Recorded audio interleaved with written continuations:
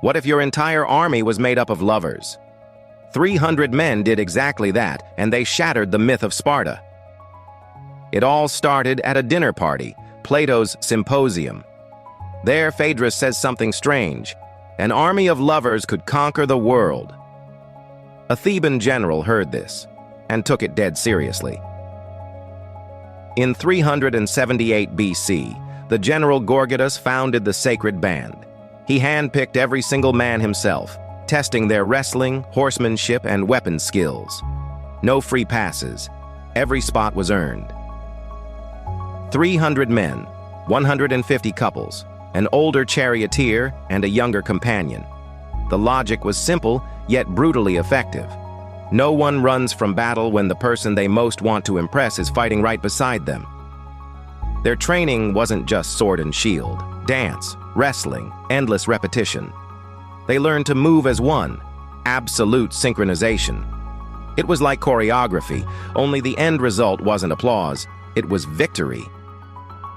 At first, Gorgidas scattered them across the front line of the phalanx, almost hiding them in the crowd. But Pelopidas saw the mistake. These men had to fight together as a single devastating shock unit, a hammer, not dust.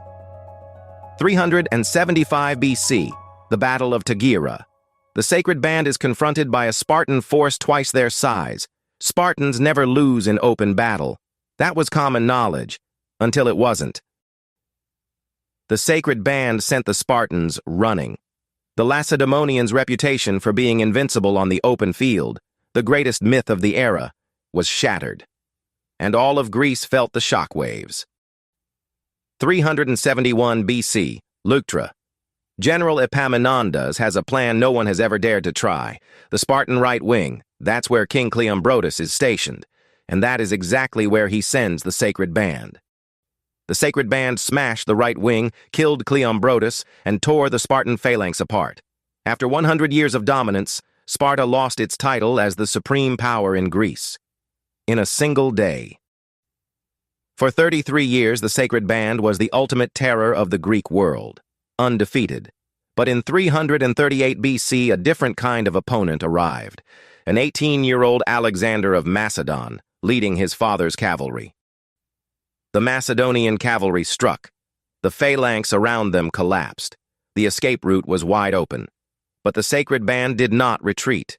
They did not surrender. Every single man held his ground. All 300 fell dead, every last one of them, right where they stood in formation.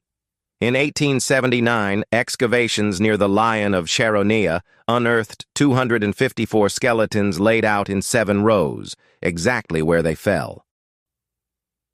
Philip II of Macedon looked upon their bodies and wept. He said, "Perish any man who suspects that these men either did or suffered anything unseemly." The victor was crying for the vanquished. You don't do that for mere enemies. You do it for people who have deeply moved you. Here is the misconception. We all remember how the Sacred Band ended and assume they were doomed from the start. That's wrong. For 33 whole years, they were the most invincible force in the Greek world. They dethroned Sparta, shaped the destiny of city-states, and forever changed how we think about warfare. Their end was heroic, but it wasn't their story. Their story was 33 years of absolute glory. 300 men who decided that showing shame in front of the one you love is worse than death. And so they never lost, until their very last day. If this story found you, the red thread is calling. Hit subscribe, the next story is waiting for you. If you enjoyed this, subscribe for more stories every week.